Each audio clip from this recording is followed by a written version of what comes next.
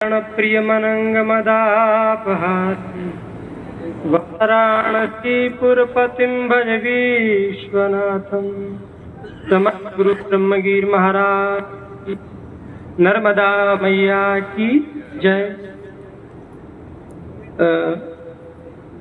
पर आसीन सभी ब्राह्मण देवता और यहाँ कार्यक्रम के आयोजन में जो उपलक्ष्य में कार्यक्रम रखा गया है, बहुत ही अच्छा इन्होंने रखा है। नारमदी ब्राह्मण मिलन समारोह और ब्राह्मण देवताओं का सम्मान।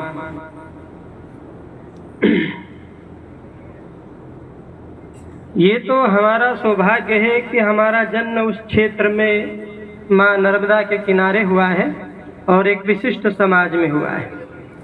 लेकिन हमारा भी कोई उत्तरदायित्व बनता है कि हम अगर ब्राह्मण हैं तो हम अथातो ब्रह्म जिज्ञासा।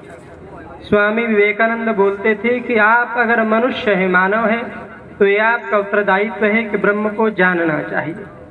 और ये संभव केवल मनुष्य में ही हो सकता है। पशु योनियों में हम केवल कर्म कर सकते हैं, क्रियाएं कर सकते हैं, लेकिन ईश्वर को नहीं जान सकते।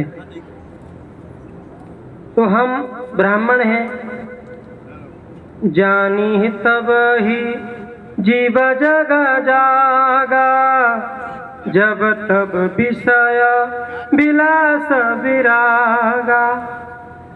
जब सवेरा हो गया यानी बुद्धि में विकास हो गया, अज्ञान समाप्त हो गया, ज्ञान का उदय हो गया, समझ लीजिए सवेरा हो गया।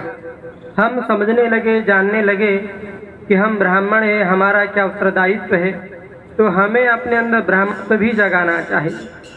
ब्राह्मण के बहुत सारे लोग पैर पड़ते हैं, हम कहते हैं ना खुश रहो, लेकिन कभी आपने पीछे मुड़कर देखा वो खुश रहता है आपके आशीर्वाद से? क्यों खुश नहीं रहता? क्योंकि आपके पास तप का बल नहीं है। आप संध्या नहीं करते, यज्ञ नहीं करते, वेद पाठ नहीं करते, आपके मन में मलिनता और द्वेष है। तो जब आपका मन साफ हो जाएगा, निर्मल हो जाएगा और आपके अंदर हरि भक्ति का प्रादुर्भाव हो जाएगा, तभी आप ब्राह्मणत्व से बाहर आ सकते हैं, अर्थात उस ब्रह्म को आप पा सकते हैं। तो आपके पास अगर मनुष्य जन्म मिला है, आप ब्राह्मण हैं, तो आपको नित्य संध्या करना चाहिए। अभी महाराज जी बहुत अच्छा बोल रहे थे कि महिम्न पाठ करना चाहिए।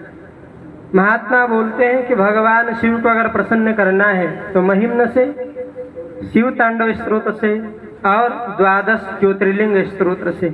ये 3 ऐसे प्रभावशाली स्तोत्र हैं जिनके द्वारा भगवान शिव अति शीघ्र ही प्रसन्न हो जाते हैं।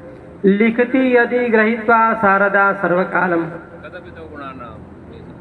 सारी पृथ्वी का कागज बना दिया जाए और सारे पेड़ों की, पृथ्वी पर जितने भी पेड़ हैं, कलम बना दी जाए और 7 समुद्रों की स्याही बना दी जाए। लिखती यदि गृहीत्वा शारदा सर्वकालम गुणानामीश पारम न याति। लेकिन फिर भी सरस्वती शारदा शेष लिखे, लेकिन भगवान की महिमा का पार नहीं पाया जा सकता।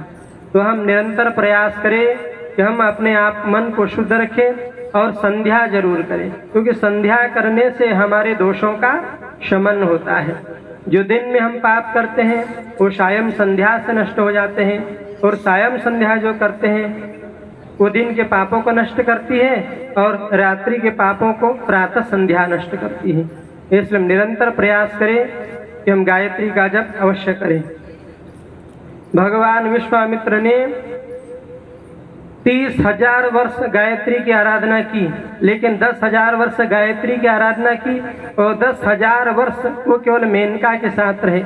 उस अंतराल में उन्होंने बिल्कुल भी संध्या नहीं की, कोई तप नहीं किया, कोई यजन नहीं किया, कोई पाठ नहीं किया। 10,000 साल और विषय भोगों में इतने लिप्त रहे कि उन्हें पता ही न चला कि 10,000 वर्ष कब व्यतीत हो गए। लेकिन 10,000 वर्षों में उन्होंने इतना पुण्य फल प्राप्त कर लिया था कि देवताओं की सामर्थ्य नहीं कि उनके पास जाकर के उनका यज्ञ भंग कर सके। इसलिए उन्होंने मेनका को भेजा और 10,000 वर्ष जब व्यतीत हो गए तब मेनका को लगा कि अब स्वामी जी को शायद पता चल जाएगा, मुझे शाप दे देंगे, इसलिए वो उन्हें छोड़कर चली गई।